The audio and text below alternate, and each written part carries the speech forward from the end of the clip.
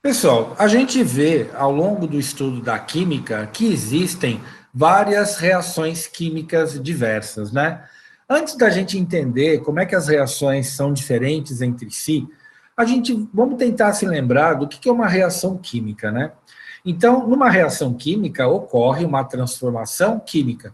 Substâncias químicas, né, que interagem de uma forma inicial, elas vão dar origem a outras substâncias químicas diferentes, tá?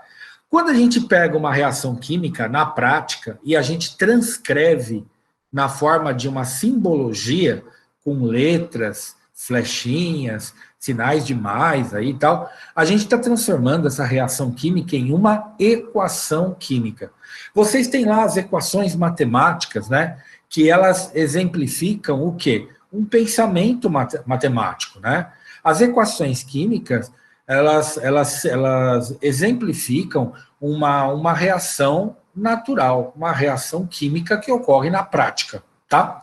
Então, o que nós temos aí é uma equação química. E nessas equações químicas, a gente sempre tem uma seta que separa o primeiro membro, que são os reagentes, tá? Da parte posterior, que é o que a gente chama de segundo membro, que são os produtos, tá? Então, isso só para lembrar o que é uma reação química básica. Agora, veja, existem vários tipos de reações químicas, né? Vários tipos, além desses aqui que eu vou explicar para vocês hoje. Esses quatro, turma, são os mais básicos, né? E são a base para a gente entender outras reações químicas diferentes, tá? Então, a gente vai ver reação química de síntese ou adição, a reação de decomposição ou análise, a reação química que é de simples troca ou deslocamento, e por último, turma, a reação de dupla troca ou substituição. Não sei se vai dar tempo de apresentar a última, né? Porém, se eu não terminar hoje, eu continuo na próxima aula, beleza? Então tá bom. Agora, vamos lá. O que é uma reação química de adição ou síntese? Quando a gente fala que a gente está sintetizando alguma substância química, é porque você está obtendo uma única substância final, né? Então, eu vou colocar um exemplozinho aqui meio lúdico para vocês. Imagina um gatinho que come um peixe, tá? O que vai ter no final? Um gatinho super satisfeito, lambendo lá suas patinhas, né? Com cara de feliz. Na verdade, se a gente for pegar esses elementos e nós transformá-los, né, em uma substância química, a gente vai ver que o gatinho é uma substância química A, o peixe é uma substância química B, e quando o gatinho come o peixe, eles se transformam numa única substância, que a gente chama de AB. Ou seja, houve a síntese de uma única substância final. Na verdade, turma, essas reações de adição, elas podem ocorrer entre 2, 3, 4, quantas substâncias forem de reagentes, mas sempre forma uma única substância final, tá? Por exemplo, se você reagir carbono com oxigênio, vai formar CO2, é uma única substância final. Se você reagir enxofre com O2, vai formar SO2, uma única substância final. E se você reagir também gás hidrogênio com gás oxigênio, vão formar duas moléculas de água, é uma única substância química final. No caso desses exemplos aí, foi dado sempre 2 reagentes, mas pode ser 3, pode ser 4, pode ser 10. Não importa quantos reagentes sejam. O que é fato é sempre tem que ter um único produto final, tá? Vocês não vão precisar aprender a completar as reações. Quando a gente estuda química, né, eu fiz técnico em química, fiz faculdade, fiz pós-graduação de química, tudo, então a gente completava as reações, né, sempre aprendi a completar a reação. Tem um monte de regra para isso, mas vocês não precisam aprender, porque vocês são do curso acadêmico. Então, nesses casos, turma, as reações serão dadas prontinhas para vocês, e vocês só vão ter que identificar o tipo, tá? Então, quando você vira uma reação como essa, é fácil a identificação, porque você sempre tem a formação de um único produto, tá? Eu vou explicar a próxima e depois eu abro para dúvidas. A próxima reação, turma, é a reação de decomposição ou análise. É justamente o inverso da reação de síntese. Então, eu vou dar um exemplozinho lúdico aqui de novo. Imagina um ovo lá que foi chocado, você tem um único componente no sistema inicial. Quando esse ovo se rompe e sai lá um pintinho dessa casca de ovo, né? Então, você tem dois sistemas finais. Então, o que eu posso dizer? Que eu tinha lá a B, que era o pintinho dentro do ovo, aí depois você tem o ovo A e você tem o pintinho B, né? Ou seja, houve um desmembramento de componentes do sistema inicial. É o inverso da reação anterior que eu expliquei, tá? E você, quando vê uma reação de decomposição, ele pode se decompor em pelo menos 2, mas ele pode se decompor em 3, em 4, em 10, né? Ele pode se decompor em quantos componentes forem de produtos, desde que o reagente inicial seja somente um, tá? Então, como exemplos, nós temos aqui a decomposição da água, que ela pode se decompor em gás hidrogênio e gás oxigênio. A decomposição do cloreto de prata, que se decompõe em prata e gás cloro. A decomposição, turma, do carbonato de cálcio, que ele pode se decompor em óxido de cálcio e CO2, tá? Nesse caso aqui, eles estão se decompondo em 2, mas pode se decompor em mais também, tá? Agora, o que é aquele I? O que é aquela luz? O que é aquele triangulinho, né? As decomposições, turma, elas podem ocorrer de 3 formas, basicamente. A água, ela foi decomposta ali, aquele I significa passagem de corrente elétrica.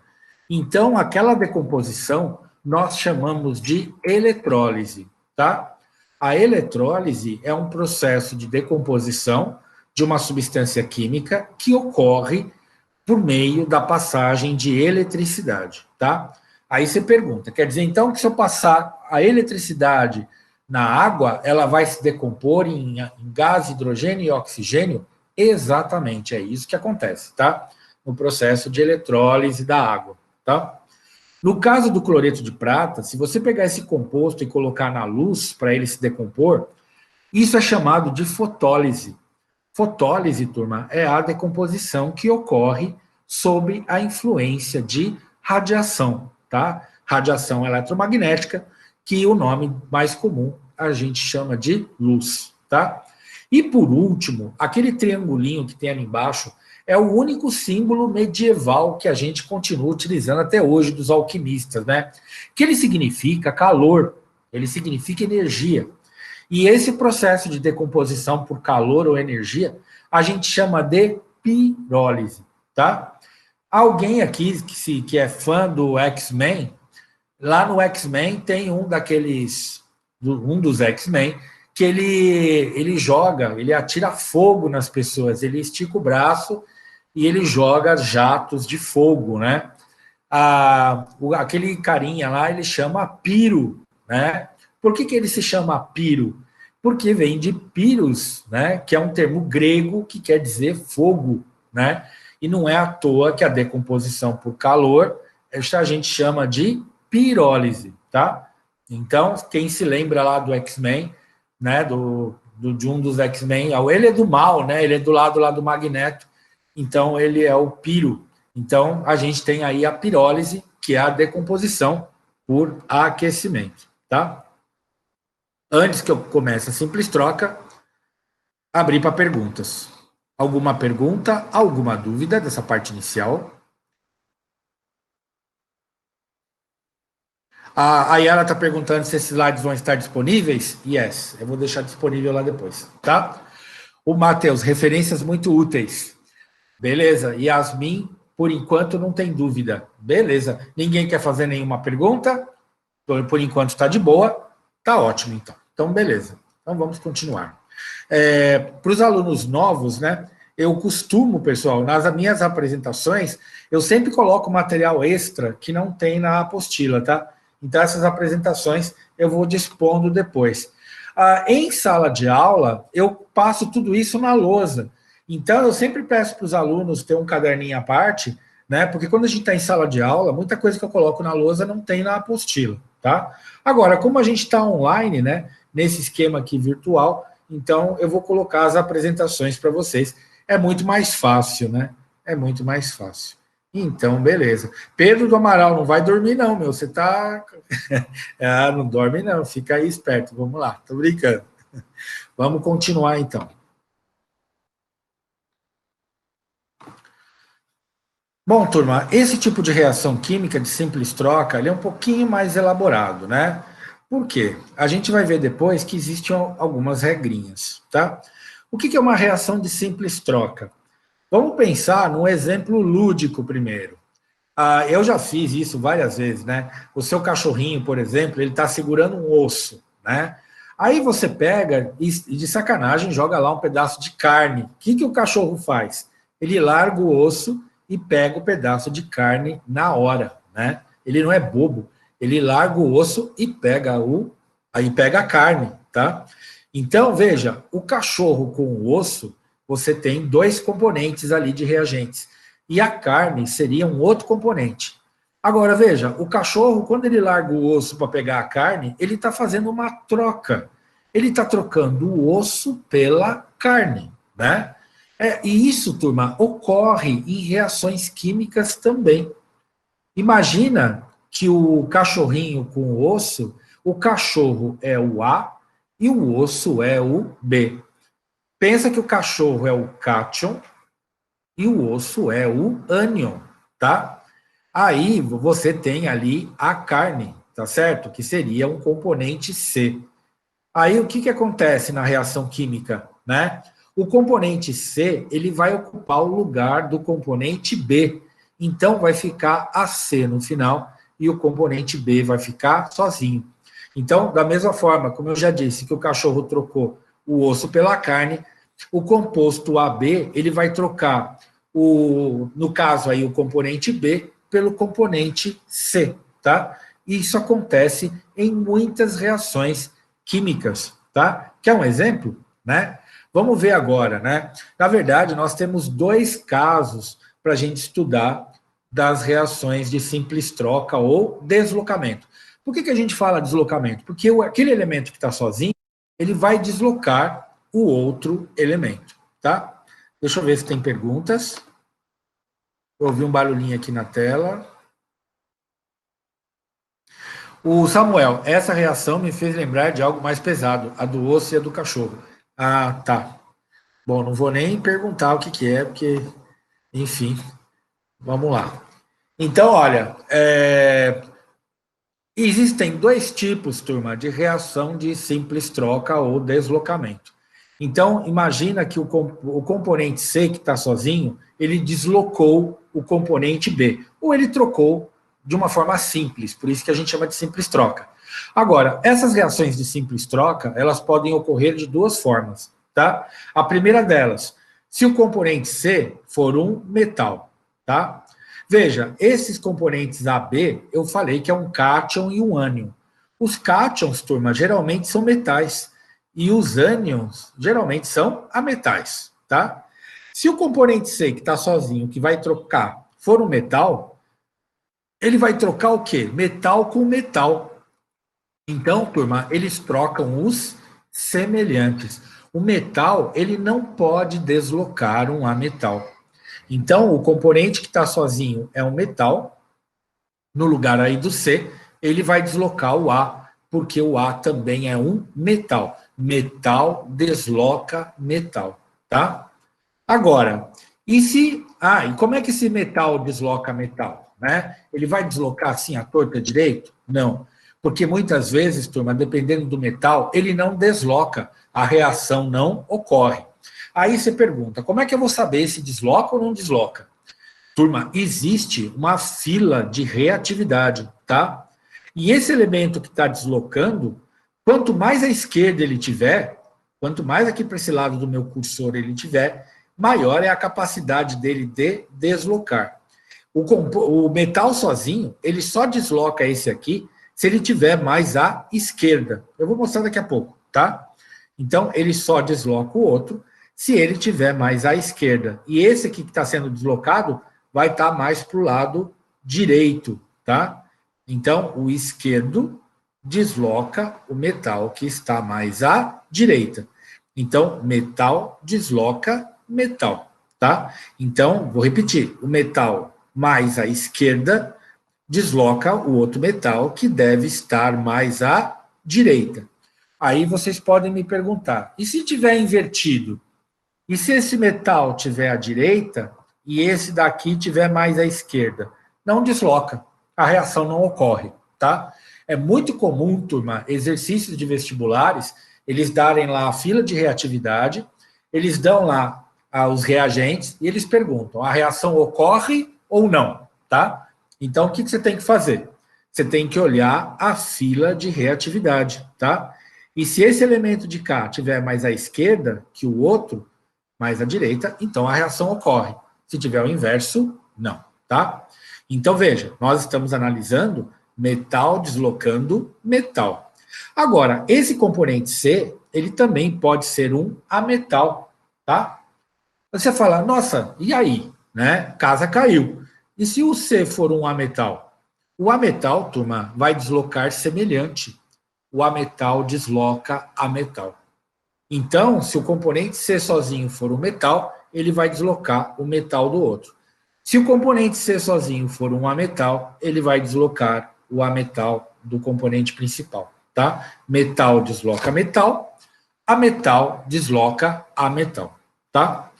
E aí, a gente vai ver a mesma coisa. Existe uma fila de reatividade para os ametais. Esse ametal que desloca esse outro, esse aqui, ele tem que estar mais à esquerda. Veja, a reatividade ela é crescente à medida que você vai indo, você não, né? O elemento químico vai indo mais para a esquerda. Quanto mais à esquerda tiver, mais ferradão ele é. Mais ele vai deslocar todo mundo, tá? Então, o flúor, se tiver, por exemplo, o enxofre aqui, o flúor chega, dá uma bica e joga o enxofre longe, tá? Porque ele é muito mais reativo do que o enxofre que está aqui. Então, elementos à esquerda deslocam mais que os elementos à direita. E se for o contrário? E se esse elemento aqui, que está querendo deslocar, o C, for enxofre, e esse daqui for o flúor? Aí, turma, não desloca nem com reza brava. Pode fazer macumba, pode fazer o que quiser. Ele não desloca, porque ele é menos reativo, tá? O elemento só desloca o outro se ele for mais reativo. E para ser mais reativo, ele tem que estar mais para o lado esquerdo aí de vocês, tá? Então, vou colocar uns exemplozinhos aqui para vocês, ó. Primeiro, para a gente entender bem esse negócio de metal desloca metal, a metal desloca a metal. Vamos supor, você tem ácido clorídrico e zinco. Será que essa reação ocorre? Pela fila de reatividade, quer dizer, pela natureza, o zinco é metal. Então, o metal vai deslocar o cátion, vai deslocar o hidrogênio que está na coluna 1A, que é na coluna do metal. Então, o metal desloca o hidrogênio que está na coluna dos metais, tá? Veja, o zinco toma o lugar do hidrogênio e vai ficar ZnCl. ZnCl, tá? Depois a gente vai entender por que é 2 aqui, por que é 2 aqui, tá? E o hidrogênio, turma, ele vai ficar alone, vai ficar da solo, como diz o italiano, vai ficar sozinho. Ele vai ficar aqui, sozinho, tá? Aí depois, HGI com Na. O Na é metal. Metal desloca mercúrio. Como ele é mais reativo, ele dá uma bica aqui no mercúrio, o mercúrio fica sozinho e vai ficar NaI. NaI. Ele ocupa o lugar do mercúrio, tá? Ele faz uma simples troca, tá? Uma simples troca. Agora, metal desloca o hidrogênio, metal desloca metal. Agora, o cloro, turma, é ametal. Ametal desloca ametal. Então, o cloro jamais poderá deslocar o potássio, porque o potássio é metal. Então, como o cloro é ametal, ele vai deslocar o ametal, que é o bromo. Como ele é mais reativo, pela fila de reatividade, né? A gente pode voltar aqui, ó. Ó, o cloro, ele está mais à esquerda do que o bromo. Ó, o cloro está mais à esquerda do que o bromo. Então, o cloro desloca o bromo porque ele é mais reativo. O cloro desloca o bromo porque ele é mais reativo. Então, o cloro chega, dá uma bica, o bromo vai ficar sozinho aqui na forma de gás, depois a gente vai aprender o porquê, e vai ficar o quê? KCl. Vai ficar KCl. Não se preocupem com esses números 2 aqui, depois a gente aprende isso, tá? O que é importante é vocês entenderem a dinâmica da reação, como é que ela ocorre. Então, turma, você tem lá na primeira reação, ó, eu vou explicar essas reações, essas 3 aqui, ó. Então, ó, você tem HCl com zinco. Na fila de reatividade, o zinco está mais à esquerda. Então, ele desloca, ó, ele é mais reativo. Então, ele desloca o hidrogênio. O zinco chega, dá uma bica, o hidrogênio fica sozinho e fica ZnCl2 aqui, tá? Na segunda reação, ó, o sódio está mais à esquerda na fila de reatividade do que o mercúrio. Só que o mercúrio, ele não apareceu aqui na fila de reatividade, mas ele está nesse miolinho aqui, tá? Eu coloquei o retangulinho aqui, mas ele está por aqui, tá? Então, o sódio desloca o Hg, desloca o mercúrio, então dá uma bica, ele fica no lugar dele aqui, tá? E por último, turma, eu já tinha mostrado, né? Na fila de reatividade, o cloro desloca o bromo. O da esquerda desloca o que está à direita. Então, o cloro desloca o bromo, tá? E aí forma 2 e KCl. Não se preocupem com balanceamento e com esses números ainda, tá? A gente vai ver. Sor, Oi, pode falar. a gente vai ter isso, esse negocinho de reatividade que você está mostrando? Sim, sim, sim. Não tem Ah, como ser sem, ou tem? não tem o quê, Yasmin? Desculpa. Tipo, se a gente não tiver isso, tem como saber? Não tem. Na verdade, ninguém pede, Yasmin, para vocês decorarem a fila de reatividade, tá? Tá bom. Quando eu fiz química, eu tinha que decorar. Então, eu decorava toda essa sequência de elementos, né? Mas hoje, eles não pedem mais. Então, se isso for pedido no vestibular, Yasmin, eles vão colocar a fila de reatividade lá para você, entendeu? Matheus, sorte sua e azar o meu, né? Porque a gente teve que estudar tudo isso. Na minha época, a gente tinha que decorar ali nos Pauling, aquela diagrama, a gente tinha que decorar tudo, né? Tinha que saber tudo. Hoje em dia, na verdade, né, não faz muito sentido mesmo ficar decorando, porque vocês já têm tudo pronto, né? Então, é só você consultar, né? Tempos novos, regras mais fáceis. Matheus, meio por aí mesmo. Mas respondido, Yasmin, tá? Então, se eu for pedir isso na prova, por exemplo, se eu for dar isso como exercício, eu sempre coloco a fila de reatividade para vocês. Samuel, se decorar essa fila e não decorar a tabela periódica, vai adiantar? Samuel, quando você entende a tabela periódica, você acaba decorando a fila de reatividade consequentemente, tá? É quase um consequência do outro. Porque se você for ver a fila de reatividade, é mais ou menos a coluna 7A deitada, tá? Você tem ali, ela segue mais ou menos a tabela periódica. Quando você começa a comparar essas fileiras, você vê que elas têm muito a ver uma com a outra, né? Aí você aprende a relacioná-las, né?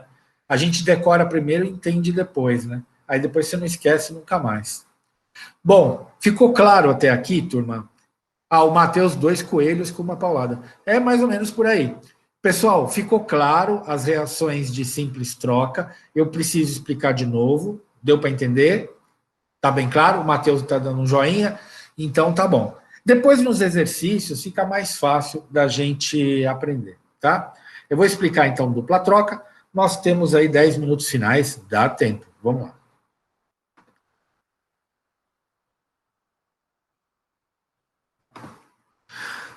Bom, turma, o que é uma reação de dupla troca? A gente viu agora de simples troca, né?